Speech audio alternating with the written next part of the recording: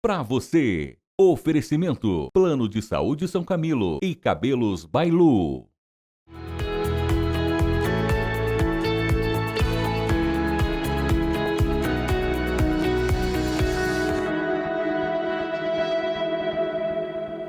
Olá, bom dia!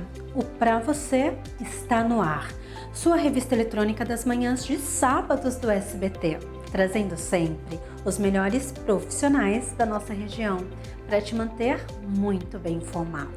Eu sou Stephanie Keller e hoje, barriga de aluguel ou gravidez por substituição é permitida no Brasil sobre regra regulamentada pelo Conselho Federal de Medicina e sem fins lucrativos. É geralmente realizada entre parentes e tendo um contrato formal de ética.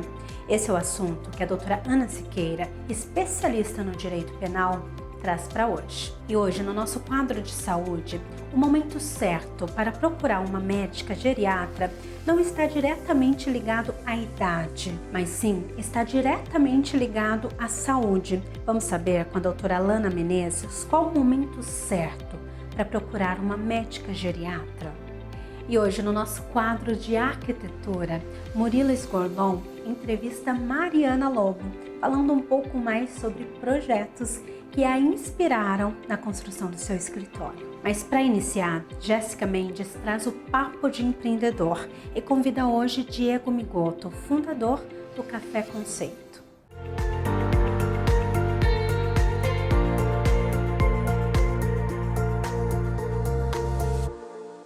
Bem-vindos ao Papo do Empreendedor e hoje nós estamos aqui com o fundador do Café Conceito, Diego Migoto, para a gente saber tudo, quais são os desafios e as decisões difíceis nos bastidores de ter franquias. Diego, muito bem-vindo. Obrigado, Jéssica. Diego, eu queria que você contasse um pouco do começo, né? Como é que foi criar o Café Conceito? Você sempre quis? Como é que foi esse início do Café Conceito? Que você compartilhasse com a gente sobre isso. Legal. De forma resumida, desde o começo foi desafiador, mas foi muito inspiracional, né? Eu larguei minha carreira de fotógrafo de 12 anos para empreender na cafeteria como uma segunda fonte de renda. E se tudo desse certo, eu só ia focar nela e ia deixar minha vida de 12 anos de fotógrafo de lado e focar só nas cafeterias. Deu certo, desde o primeiro momento a vontade era expandir o máximo, eu dizia que o máximo que Deus permitisse, minha saúde também, porque expansão é difícil, só que eu não sabia se seria por meio de franquias, lojas próprias, licenciamento, etc. Estudando muito franchise, tendo mentores assim fenomenais como Robson Shiba, fundador do China Box, ele me orientou pelo caminho de franquia, que tinha muita sinergia com o meu produto, o meu trabalho, e a partir daí o desafio do franchising começou a nascer, que daí não é mais o especialista em fazer a cafeteria dar certo, mas fazer empreendedores darem certo a partir do seu modelo de negócio. E esse foi o mais desafiador. Você já queria, na verdade, escalar o seu negócio em modelo de franquia.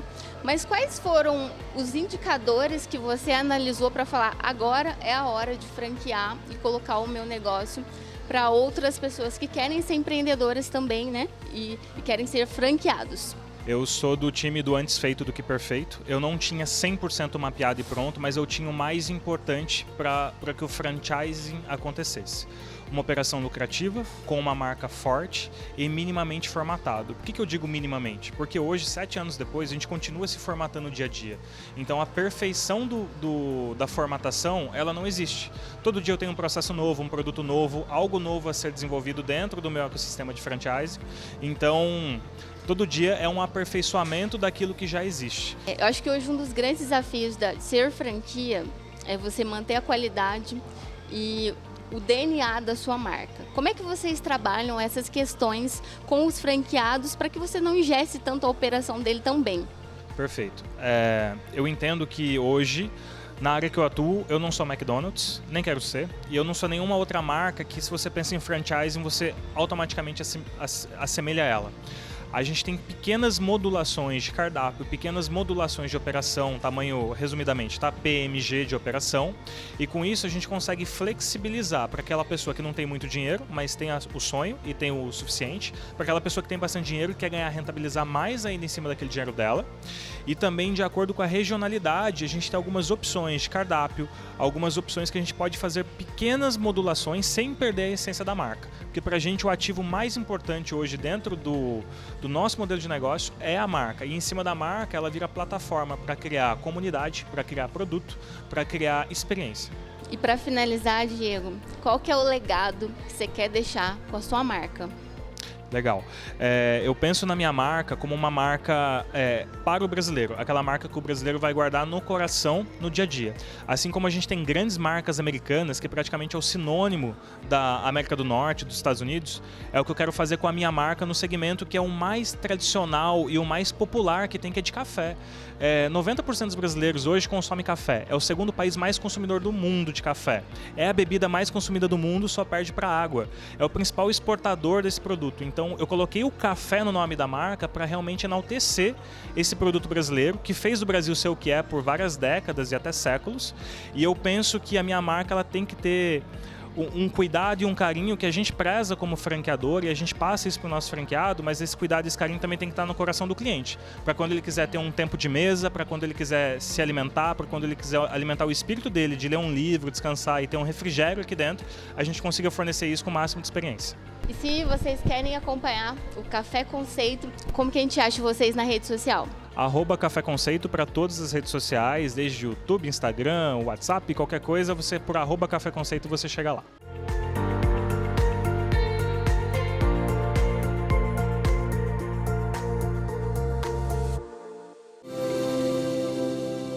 E agora vamos entender um pouco mais sobre barriga de aluguel ou gestação por substituição.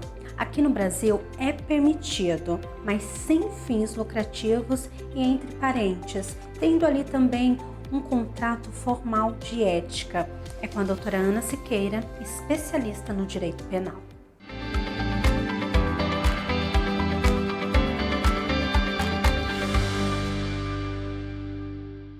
Olá pessoal, bom dia, espero que vocês estejam bem. Eu sou a doutora Ana Siqueira, sou advogada, sócia fundadora da Carneiro e Siqueira Advogados e especialista em direito penal. No quadro Momento Jurídico de hoje, vamos conversar sobre um tema de extrema relevância e preocupação social, a adoção ilegal de crianças e adolescentes no Brasil.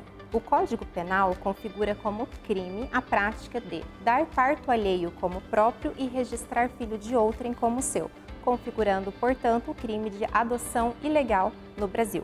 A adoção ilegal é realizada, portanto, sem o procedimento legal e também sem o acompanhamento das autoridades competentes. O indivíduo estará sujeito a uma pena de reclusão de 2 a 6 anos. A prática de barriga de aluguel também é ilícita, proibida no país. O que é permitido é a prática da barriga emprestada. Entretanto, há formalidades legais a serem preenchidas, como, por exemplo, a gestante precisa possuir certo grau de parentesco com os genitores da criança.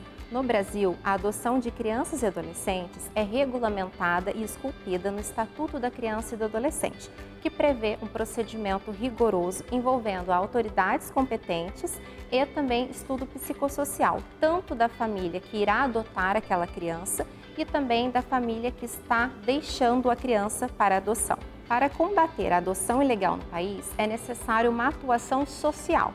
Quando você tiver conhecimento ou dúvidas se realmente aquela criança ou adolescente foi adotada por um procedimento legal, comunique ao Conselho Tutelar e também ao Ministério Público ou à Delegacia de Polícia para verificar a procedência dessa adoção.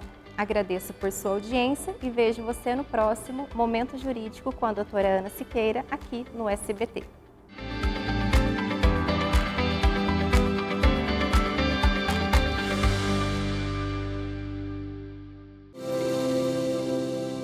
As tendências da moda, elas não se limitam às roupas. As cores que aparecem lá na passarela também refletem nos acessórios. Quando a gente fala de acessório, a gente não pode deixar de fora os óculos. E pensar no óculos ideal, na cor desse óculos, ainda mais nessa nova estação, faz todo sentido. Hoje eu estou aqui na Opt Óculos Taubaté e vou mostrar para você como escolher o óculos ideal para essa estação.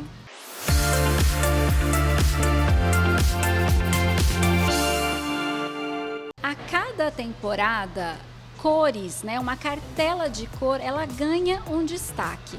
E agora, entrando, né, no outono, a gente já começa a pensar nas cartelas do outono e inverno. Você já deve ter ouvido falar do Mocha Mousse, a cor do ano eleita pela Pantone. E ela lembra, assim, um cappuccino, um café. E essas cores estão super presentes nas cartelas dos marrons. E elas aparecem perfeitamente no universo dos óculos. E o marrom, ele não aparece sozinho. Dentro dessa cartela de cor, a gente pode observar muito bem um bordeaux, né, aquele vinho bem sofisticado, azul marinho, tons de verde, principalmente os mais fechados, e é claro, o cinza e o nude, né? Ou até mesmo aquele amanteigado. E aí você me pergunta, Paula, o preto fica de fora? É claro que não, mas o protagonismo sim fica para o marrom. As armações do outono e inverno, elas chegam com um design mais marcante, com formas geométricas, mas é sempre importante pensar no seu estilo pessoal e no seu desejo de imagem. Cada estilo vai harmonizar melhor com uma armação. Aqui estão algumas orientações e dicas práticas para você escolher a cor ideal que combina com o seu estilo e com a sua imagem. Se você quiser transmitir uma imagem mais elegante, mais sofisticada e até com uma informação de moda, basta acrescentar um óculos diferente. Sabe aquele óculos que tem uma assinatura de estilo que é a sua cara? Vai fazer toda a diferença nesse look mais básico, que é a cara da estação. E é claro que falando em cores da estação, a gente não pode esquecer que as cores transmitem uma mensagem. E se a gente pensar nessa cartela outonal, a gente vai ver que sim, o bordeaux e o vinho são cores que transmitem elegância e sofisticação, perfeitos para um visual mais impactante. Já o verde é um tom versátil e conectado à tendência e combina facilmente com outras cores. Quando a gente pensa no azul e num azul bem escuro, ele traz uma mensagem de modernidade, mas também tem um pezinho ali, num item atemporal e combina facilmente com diversos estilos. Já o marrom, o chocolate, né, as cartelas do marrom são clássicos e quentes, ideais para criar conexões visuais. A gente não pode esquecer também do cinza e do caramelo, que são neutros, que trazem sofisticação e combinam com qualquer look. Os óculos, eles fazem parte da nossa comunicação não verbal. Pode ver que quando você muda o modelo e até a cor da armação, você transmite uma mensagem diferente. E é claro que escolher uma armação que combina com o seu estilo e com a cor tendência da estação traz aquele conforto e aquela segurança que a gente precisa no dia a dia. Então, que tal testar novas cores, novos modelos, novos formatos e ver armações que te representam, que contam um pouco sobre a sua personalidade? Eu deixo o convite para você conhecer a Opti-Óculos Taubaté. Eu tenho certeza que aqui você vai encontrar a armação ideal para você. A moda está à nossa disposição para a gente se inspirar. Mas é claro, sempre respeite o seu estilo pessoal. Até o próximo sábado. Revele seu estilo, tem oferecimento Opti-Óculos Taubaté. As melhores grifes nacionais e internacionais com atendimento personalizado para atender suas necessidades. Viva suas escolhas com Opti-Óculos Taubaté. Você gostaria de dar aquele up no visual, mas sem nenhum procedimento definitivo? Nós temos opções aqui para você. O Soft Lips dá um leve colorido na boca e hidrata muito os seus lábios. Temos também o Brow Lamination, que dá uma penteada nas suas sobrancelhas, deixando elas alinhadas. Temos também a extensão de cílios, com vários efeitos a escolher. Por exemplo, o Foxy Eyes. Te apresento a Hug 11, locação de salas privativas por hora para sua reunião, evento corporativo, endereço fiscal e comercial.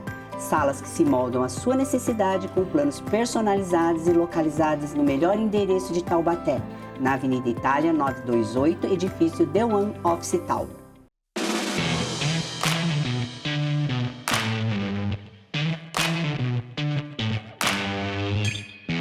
Olá, eu sou o Daniel. Eu sou a Jéssica, sejam bem-vindos à Hamburgueria Romeu e Julieta. Será que a busca por uma médica geriatra está diretamente ligado à idade? Vamos entender com a doutora Lana Menezes? É a seguir. Todo mundo sabe quando tem que procurar um pediatra, um ginecologista, um cardiologista. E o geriatra, hein, gente? Será que é só depois dos 80, com Alzheimer? Vou resumir, ó. Se você já passou dos 50, se você já tomou um remédio, se você está preocupado com o seu envelhecimento, você já pode procurar um geriatra.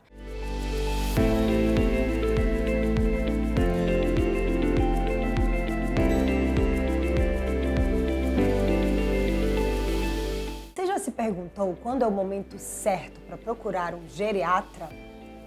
Muita gente ainda acredita que geriatra é um médico só para aquelas pessoas mais frágeis, depois dos 80 anos, demenciados ou quem tem muita doença. Será mesmo? O nosso corpo, ele muda com o tempo. Algumas mudanças, elas são naturais, fazem parte do nosso processo de envelhecimento, mas outras podem ser sinais de alerta para problemas que podem ser evitados ou tratados com um acompanhamento adequado.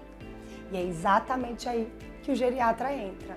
Então, quando que devemos procurar um geriatra? Vamos lá, vamos começar pela idade? Então, se você tem mais de 50 anos e deseja envelhecer da melhor forma possível, o geriatra ele pode ajudar na prevenção de doenças crônicas que começam a surgir nessa idade. Prevenir é sempre melhor do que remediar. E se você já tem alguma doença crônica, como pressão alta, diabetes, osteoporose, depressão, artrose, o geriatra pode ajudar a integrar esses tratamentos e escolher as metas de tratamento e evitar efeitos colaterais quando a gente usa muitas medicações ao mesmo tempo. Além do que, bem-estar também é fundamental para a gente envelhecer bem, né? E aqui o que a gente pode falar? Sono, como é que anda a qualidade do seu sono? Seus relacionamentos? Que tipo de atividade física você tem feito? Você já sabe, já falei aqui no programa sobre a perda de massa muscular com a idade. Então é fundamental também ter essa orientação. E é claro que na consulta com o geriatra também vamos avaliar a sua memória. Então se você ou alguém que você conheça tem alguma queixa de memória, dificuldade para organizar, planejar, para lembrar, é fundamental uma avaliação do seu quadro cognitivo. E quanto mais cedo for feito esse teste, essa avaliação e diagnóstico, melhor vai ser para a sua qualidade de vida. E uma dúvida que eu recebo aqui, quem tem menos de 50 anos pode procurar um geriatra? Sim, gente, pode. Até porque para fazer a geriatria também temos que fazer 2 anos de clínica médica. Então o geriatra ele é médico do adulto e do idoso, mas sempre vai ter um foco no envelhecimento. Muitas vezes as pessoas só buscam ajuda quando o problema já está avançado, mas não precisa ser assim. O geriatra não cuida apenas de uma doença, ele cuida de você. Ele te ajuda a envelhecer melhor, viver mais e viver com qualidade, né? Porque de nada adianta a gente envelhecer cheio de doenças, tomando vários remédios, internações. Envelhecer não é questão de sorte, é questão de planejamento. Eu digo para os meus pacientes que eles são os comandantes dos navios, né? Cada um escolhe que caminho que quer ir. Se quer ir para a direita, se quer ir para a esquerda. Ele que faz as suas escolhas. Eu sou um GPS, eu sou um guia. Eu vou dizer por onde que nós vamos evitar as tempestades, por onde que o mar vai ser mais tranquilo nessa travessia do envelhecimento. Um acompanhamento médico especializado pode ajudar você a viver mais, com mais disposição, menos limitações e com mais qualidade de vida, independente da sua idade. Então não espere os problemas chegarem. Se você já passou dos 50 anos ou tem alguma dessas queixas, procure um geriatra.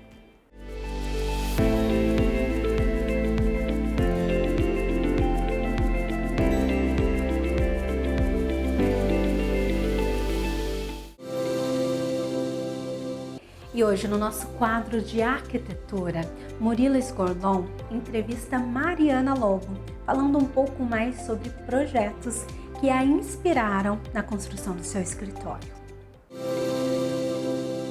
Tudo bem? Meu nome é Murilo Sgorlon e hoje eu vim visitar o escritório da arquiteta Mariana Lobo para mais um Papo de Arquiteto.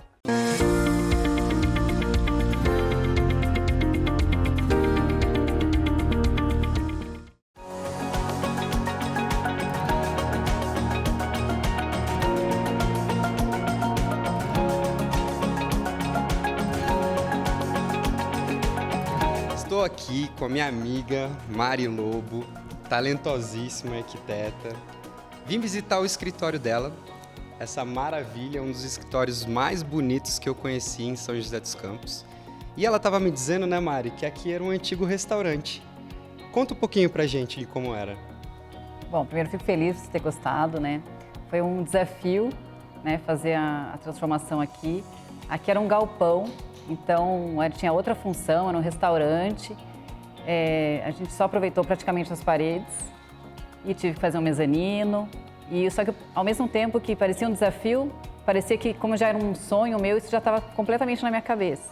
Então o projeto estava ali basicamente detalhadinho ali na cabeça.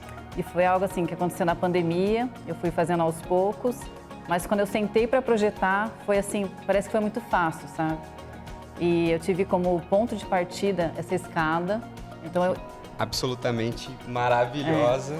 Essa escada era algo que eu já tinha em mente, usá-la no projeto. E eu lembro que a primeira vez que eu projetei, estava invertida a escada para lá, e eu tenho uma janela aqui, né, na nossa frente. Eu falei, nossa, por que não inverter e fazer essa escada aparecer para a rua, né? Então, daí inverti o projeto, mas assim, fluiu, era um sonho que eu consegui facilmente pôr no papel. E a transformação, assim, é bem radical, né? E Mari, eu percebi aqui que a paleta de cores nos tons claros, essa situação bem atemporal, diz um pouquinho o que você pensou, era isso mesmo? Sim, eu não queria marcar muito um estilo, né? Até porque a gente atende muitas pessoas com pensamentos e gostos diferentes. Mas eu queria algo assim que fosse acolhedor, que tivesse assim tudo integrado. Então tentei trazer um pouco de jardim aqui para dentro, usar um mínimo de materiais possível. Então você vê que toda a marcenaria é da mesma cor, uma madeira clara, para trazer assim um aconchego e algo, como você falou, atemporal, né? Que vai passar anos. Isso aqui ainda vai estar bonito, né? Realmente, se você entrar aqui no escritório, Mari, você se sente totalmente à vontade, aconchegado, realmente está incrível. E diz um pouquinho para mim também, qual é o ponto que você mais gosta daqui do escritório? Qual que foi o seu detalhe, aquela cerejinha do bolo que você trouxe? Então, além da escada, eu acho que a área de trabalho das meninas foi algo assim que a gente criou e todo mundo que entra aqui, isso chama atenção. Foi essa mesa hexagonal onde todo mundo consegue interagir. Então eu tento ao máximo nunca deixar ninguém, isso não só aqui no meu escritório, como nos meus projetos, deixar alguém trabalhando virado para a parede, né? Então a gente fez uma mesa num formato que as meninas, todo mundo consegue interagir, se comunicar, trocar material. Isso foi um ponto legal também do projeto. Que bacana, Mari. Quem gostou dos projetos da Mari, do estilo dela, segue ela lá no Instagram, que é, Mari? Mariana_Lobo. Gostaria de agradecer aos nossos patrocinadores, a Arantes Marmoraria, Piscinas do Vale e Estilo Movelaria, por estar com a gente nesse quadro. Espero que vocês tenham gostado e espero vocês no próximo sábado para mais um Papo de Arquiteto.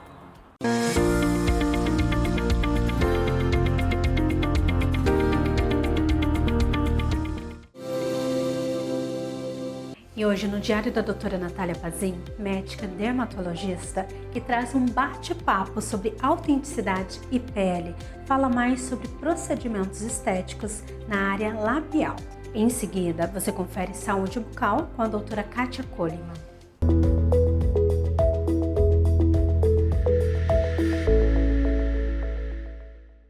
Você sente que os seus lábios estão mudando, perdendo volume, aparecendo os códigos de barra e muitas vezes o batom escorrendo na boca? Vem comigo que eu vou te explicar por que isso acontece. Como toda região, os lábios também vão envelhecendo. E não só o lábio, mas também toda a região perilabial. Por que isso acontece? Os lábios vão murchando, perdendo o volume e eu falo que a gente vai ficando com lábio de Emília. O que isso significa? Volume no centro e perda de volume nas laterais. Vai ficando uma linhazinha na lateral, o lábio vai evertendo, então vai entrando para dentro e a lateral do lábio vai caindo, ficando um sorriso triste e marcando a linha da marionete. Com isso também, o envelhecimento perilabial vão aparecendo os códigos de barra, que são as fissuras no lábio. A pele vai afinando, ficando cada vez mais fina e mais craquelada, fazendo o seu batom escorrer. E isso no meio do dia, muitas vezes ficando com o batom borrado. Por conta da perda da elasticidade da nossa pele, ocorre o aumento da distância entre o nariz e o lábio. Isso aqui começa a alargar, fazendo o nosso lábio ceder. A gente vai perdendo também o contorno labial bonito e o arco do cupido. Tudo isso pelo processo natural de envelhecimento. Então, muitas vezes, somente repor o volume e preencher esse lábio com ácido hialurônico não é o suficiente. Com o preenchimento, a gente consegue corrigir as assimetrias, melhorar o contorno, volumizar, melhorar as laterais, levantar esse lábio, corrigir a distância entre o nariz e o lábio, mas também a gente tem que olhar ao redor do lábio, para de fato a gente entregar um embelezamento e um rejuvenescimento elegante e bonito para esse paciente. Então a gente também tem que corrigir as fissuras labiais, as rugas labiais e a perda de volume dessa região. E isso a gente consegue com os preenchedores, com o tratamento com o bioestimulador de colágeno, com o Skin Booster, que é um ácido hialurônico leve que não vai volumizar, mas ele vai melhorar a hidratação dessa região. E aí a gente tem que ver como que está o seu envelhecimento hoje para ver qual o melhor tratamento para você. Com a associação de tecnologias injetáveis, a gente consegue de fato devolver o embelezamento e a jovialidade que você precisa. Não só tratando no lábio, mas também toda a região perilabial e todo o contorno da face para te deixar mais bonito e mais elegante. Se você quer saber mais sobre envelhecimento perilabial, sobre tratamento, rejuvenescimento, me siga nas redes sociais. DRA Natália Pazin. Eu espero você lá.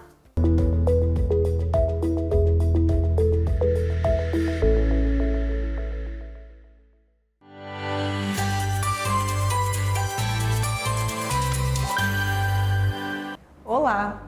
Hoje eu vim falar com você que já teve ou conhece alguém que teve paralisia facial. Isso mesmo, poucas pessoas sabem que nós dentistas ajudamos muito nesses casos. A paralisia facial, ela pode acontecer por diversos motivos. Um deles é herpes zoster, por estresse, por choque térmico, diferença de choque térmico e tem algumas outras doenças virais que causam também e tem vezes que a gente não sabe a causa, mas o paciente amanhece até achando que teve um AVC e é no fundo, na verdade, uma paralisia facial. Como que vai ser o tratamento da paralisia facial? A gente no consultório vai entrar com medicamento e também com laser terapia. Então a gente vai fazer de 20 a 60 sessões de laser terapia, com intervalos de um dia sim, um dia não, variando a intensidade desse laser para ir estimulando que esse músculo volte a trabalhar. Qual é o problema da paralisia facial, tirando toda a parte estética, o desconforto, a baixa da autoestima que o paciente fica? Na maioria das vezes, quando é atingido o músculo que fecha os olhos principalmente, o olho pode ter dificuldade de fechar. Isso preocupa bastante também os oftalmologistas, porque pode acabar dando uma lesão até permanente aí no olho, fazendo o paciente reduzir ou até perder a visão. Então, se você conhece alguém que teve paralisia, ou se esse já foi o seu caso, procura ajuda. Quanto antes procurar ajuda, antes de começar o tratamento, maior a chance de reverter e voltar a fazer a musculatura voltar a funcionar de forma normal. Um abraço!